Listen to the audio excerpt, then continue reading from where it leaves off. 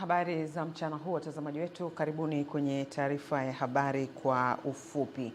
Na tunaanzia kule Zanzibar ambako tunaelezwa wakati leo ikiadhimishwa miaka 62 ya mapinduzi, mabadiliko mengi ya kiuchumi na kijamii yanatajwa kufikiwa kule Zanzibar, ikiwemo maendeleo na haiba ya visiwa hivyo.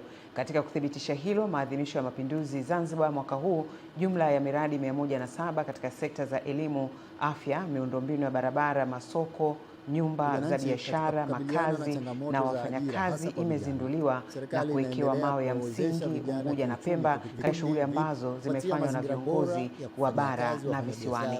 Shughuli za maadhimisho ya miaka 62 ya mapinduzi zilianza Disemba 22, 2025 na kuhitimishwa jana, ambapo Rais wa Zanzibar na mwenyekiti wa Baraza la Mapinduzi Mheshimiwa Dr. Hussein Ali Mwinyi amesema mapinduzi ya Zanzibar yameingia katika hatua mpya ya mapinduzi ya kiuchumi yanayolenga kuimarisha ustawi wa wananchi, kukuza ajira na kujenga uchumi imara wenye ushindani.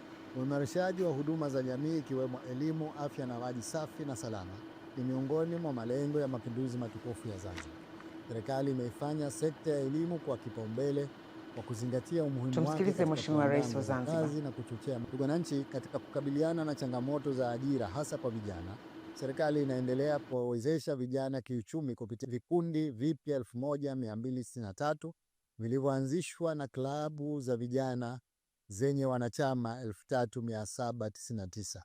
Jumla ya miradi 37 ya vijana yenye thamani ya shilingi bilioni 28.9 imetekelezwa kwa ushirikiano wa serikali na wadau wa maendeleo, ikihusisha ubunifu wa kidijitali, kilimo, lishe, stadi za maisha na ujasiriamali.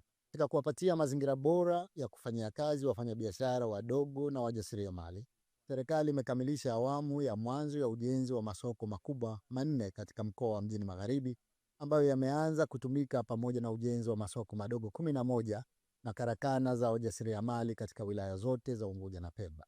Tayari ujenzi wa soko la mboga la Mombasa umekamilika na limefunguliwa katika maadhimisho ya miaka 62 ya mapinduzi.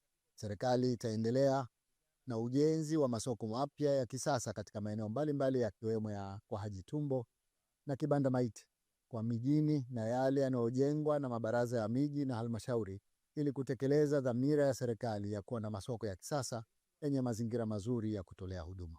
Ndugu wananchi, uimarishaji wa huduma za jamii ikiwemo elimu, afya na maji safi na salama ni miongoni mwa malengo ya mapinduzi matukufu ya Zanzibar.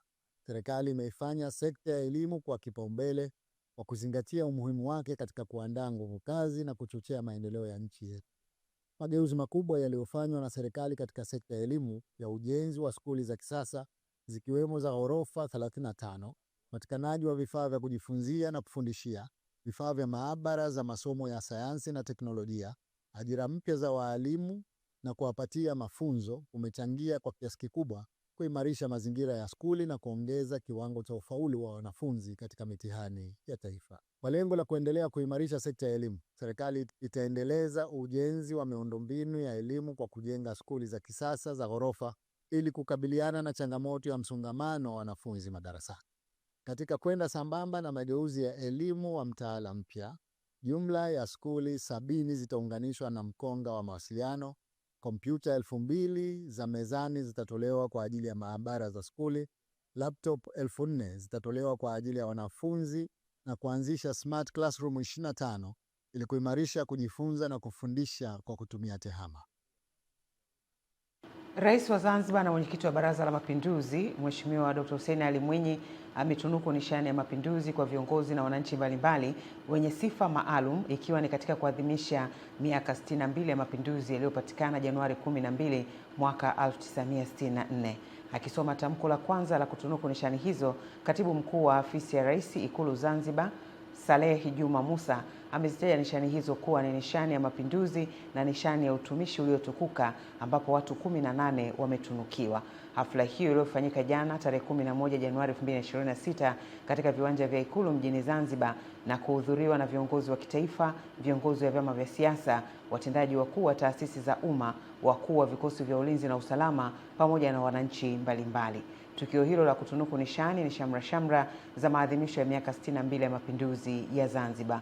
Miongoni mwa waliotunukiwa nishani ya mapinduzi ni pamoja na mjane wa rais wa kwanza wa Zanzibar Mama Fatuma Karume, mufti wa Zanzibar Sheikh Saleh bin Omar bin Kabu bin Ahmed Balawi na marehemu Sheikh Hassan bin Amir al-Shirazi, marehemu Sheikh Musa Makungu Ali, marehemu Askofu John Ackland Ramadhani, Profesa Joseph Gulam pamoja na Gulam Abdalla Rashid na marehemu Bimvita Musa Kibendera.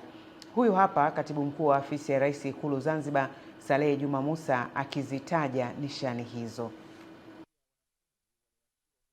Mheshimiwa Rais, kwa kutumia uwezo wako uliopewa chini ya kifungu cha 10 cha Sheria ya Mambo ya Rais nambari 3 ya mwaka 2020 na kama ilivyotangazwa katika gazeti la kisheria nambari 2 la mwaka 2026 kupitia gazeti rasmi la serikali nambari 7433 la tarehe 9 Januari 2026, umetunuku nishani za mapinduzi 8 na nishani za utumishi uliotukuka 10 kwa viongozi, watumishi wa umma na watumishi wa sekta binafsi. Mheshimiwa Rais, hafla hii ya kutunuku nishani hapa katika viwanja vya Ikulu inahusisha watunukiwa 18. Kati ya hao 4 washafariki na 14 wapo hai. Mheshimiwa Rais, mbele yako ni watunukiwa ambao sifa zao zimekizi matakwa ya nishani hizi. Nishani ya mapinduzi, viongozi na wananchi wenye sifa maalum ni hawa wafuatao: Mama Fatma Karume, Mheshimiwa Dr. Hussein Ali Mwinyi, Rais wa Zanzibar na mwenyekiti wa Baraza la Mapinduzi, anakukabidhi nishani hiyo.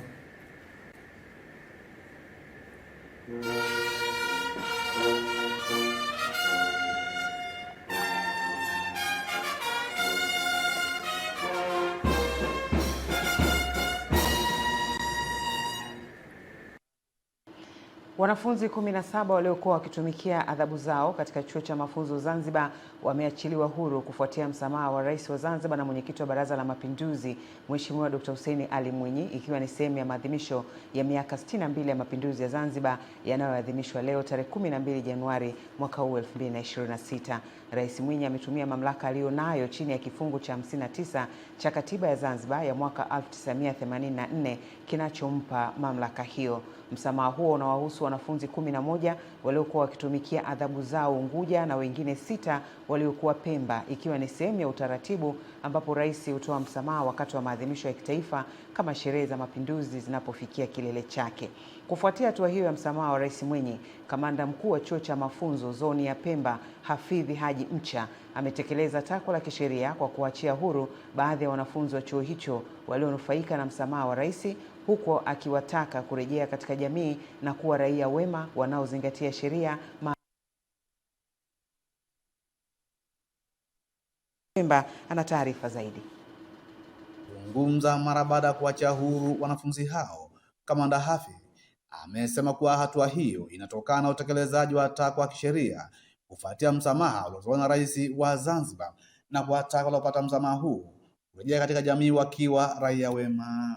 Tupo hapa leo kutekelezwa takwa hilo la katiba ambalo linamruhusu Mheshimiwa Rais kuwaachia huru wanafunzi wale ambao wameonekana aidha ni wagonjwa au wamekaa muda mrefu magerezani au kesi zao sio zile ambazo hazitakiwi kupewa dhamana. Maanake kesi zisizopewa dhamana mahakamani kama za kuhujumu uchumi, madawa, kubaka, zile hazina dhamana. Nao baadhi ya wanafunzi walioachwa huru wamemshukuru Mheshimiwa Rais wa Zanzibar kwa msamaha waliopata, hatua ambayo inapa fursa mpya ya maisha na kuahidi kuwa raia wema wanaozingatia sheria, nidhamu na maadili mema wanaporejea katika jamii. Sisi ambao tulikuwa tuko magerezani vile vile tumshukuru kwa msaada wake aliotusaidia kwa kutujalia msamaha, akatusamehe kwa kesi zetu tulizozifanya.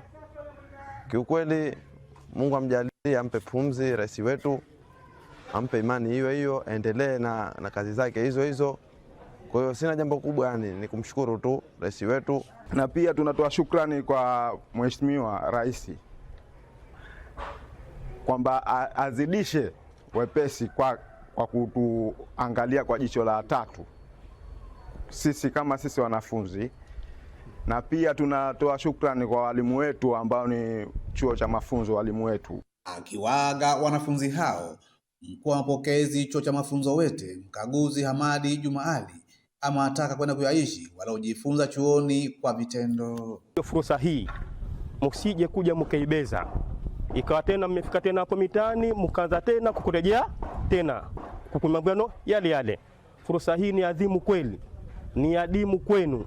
Kwa hiyo tunakutakieni mafanikio mema, mwende salama. Jumla Masanja Mabula, Channel 10, Pemba, Zanzibar.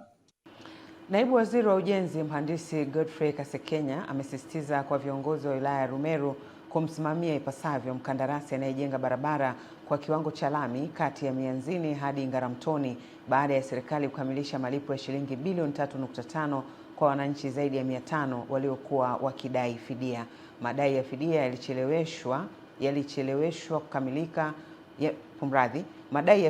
yalicheleweshwa kukamilika kwa ujenzi wa barabara hiyo ambayo sasa inatakiwa iwe imekamilika ifikapo Julai 16 ya mwaka huu. Tupate taarifa zaidi. Naibu Waziri Mhandisi Kasekenya anafanya ziara ya kukagua miradi mikubwa ya barabara mkoani Arusha, ambapo anataka kasi zaidi ya ukamilishaji wa barabara hiyo kwa ufuatiliaji wa kila siku wa viongozi. Hiki ndio kipindi sahihi cha kufanya kazi nyingi, na hasa hizi kazi za earthwork. Pengine baadaye ndio waje wafanye structure kama wataona inafaa, lakini kwa sasa wafanye kazi kubwa sana, wamsimamie huyu mkandarasi. Kwa upande wao, wananchi wanaopakana barabara hiyo wameomba marekebisho ya ujenzi wa makaravati, wakidai baadhi yanaelekeza maji katika makazi yao. Karavati kuanzia kule Timbolo mpaka kule makao mapya, yaani mafuriko yanapokuja yanaelekeza kwenye makazi ya watu. Tunaomba yale makaravati hata ikiwezekana yaondolewe. Kwa sababu gani? Kweli imekuwa ni hasara kwa wananchi wa hapa.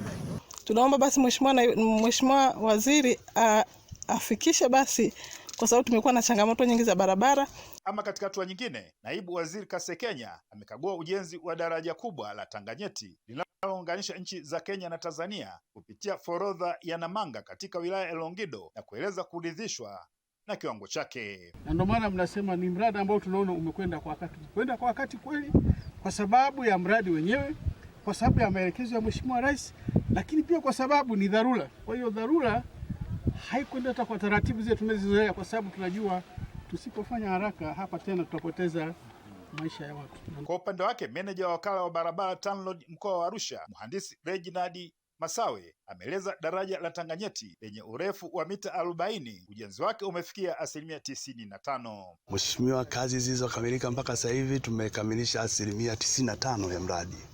Kama unavyoona wako katika tabaka la mwisho sasa la kuweka lami nyepesi na baadaye tuweke surface dressing juu, asphalt concrete juu, ili tuweze kufungua barabara hii iweze kupitika na tubaki na kazi ndogo ndogo sasa za protection kama unazoona tulivyokuonyesha darajani. Jamii imeaswa kutambua na kuenzi haki za watu wenye ulemavu, ikiwemo kuwashirikisha kikamilifu katika shughuli mbalimbali za kijamii ili kuhakikisha wanapata fursa sawa za kushiriki katika maendeleo na kujenga jamii jumuishi. Ni katika mashindano ya kitaifa ya kuhifadhi Qur'an kwa watu wenye ulemavu msimu wa pili yaliyofanyika jijini Dodoma. Akimwakilisha makamu wa pili wa rais wa Zanzibar, Mheshimiwa Hemed Suleiman Abdallah, shehe wa mkoa wa Dodoma, Daktari Mustafa Rajab, ametaka jamii kutambua uwezo wa watu wenye ulemavu, huku akishukuru serikali kwa kuweka mifumo na mazingira wezeshi kwa ajili ya kundi hilo. Jamii kwa kawaida imekuwa ikiwasahau watu hawa wenye ulemavu. Kumbe na wao ni watu kama watu wengine. Wanatakiwa kusoma, wanatakiwa kusomeshwa, wanatakiwa kuabudu.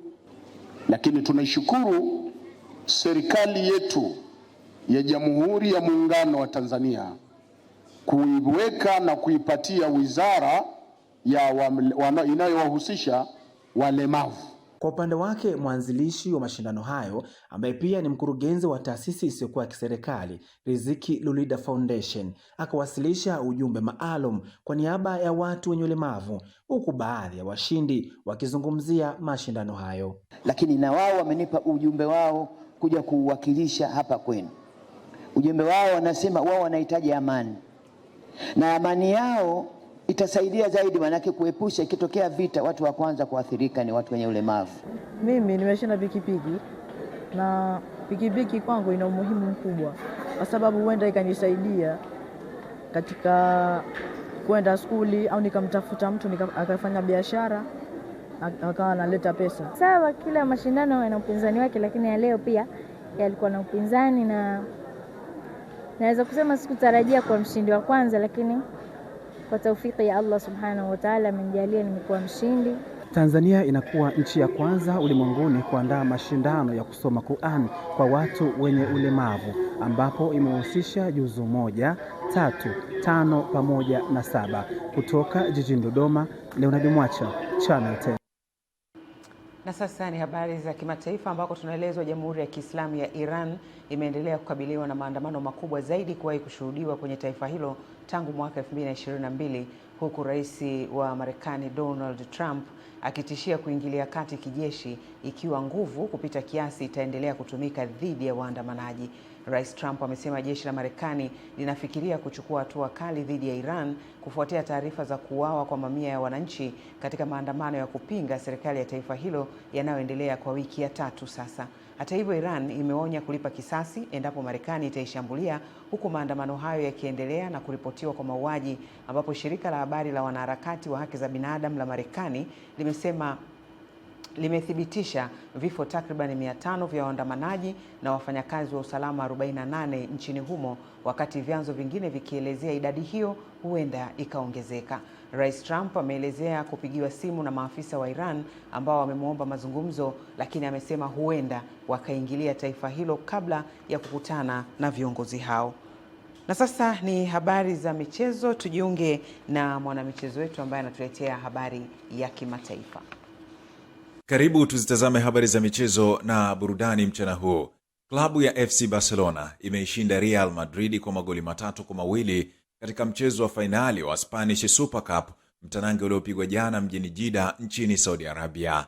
Ulikuwa ni ushindi wa 16 mfululizo kwa kocha Hans Flick akiwa na kikosi hicho cha Barcelona, huku pia wakiishinda Los Blancos katika fainali ya pili mfululizo.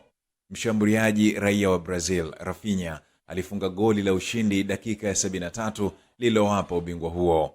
Mabao matatu ya haraka katika kipindi cha kwanza kabla ya mapumziko yaliwaweka wawili hao kwenye mzani wa mapumziko, ambao walitoka sare ya magoli 2-2 baada ya Rafinha kuanza kufunga bao la kwanza dakika ya 36. Vinicius Junior alisawazishia dakika 2 kabla ya muda wa mapumziko, huku akimpita mlinzi Jules Kounde na kufunga bao safi la kusawazisha, likiwa ni goli lake la kwanza katika michezo 17 tangu mwezi Oktoba 2025.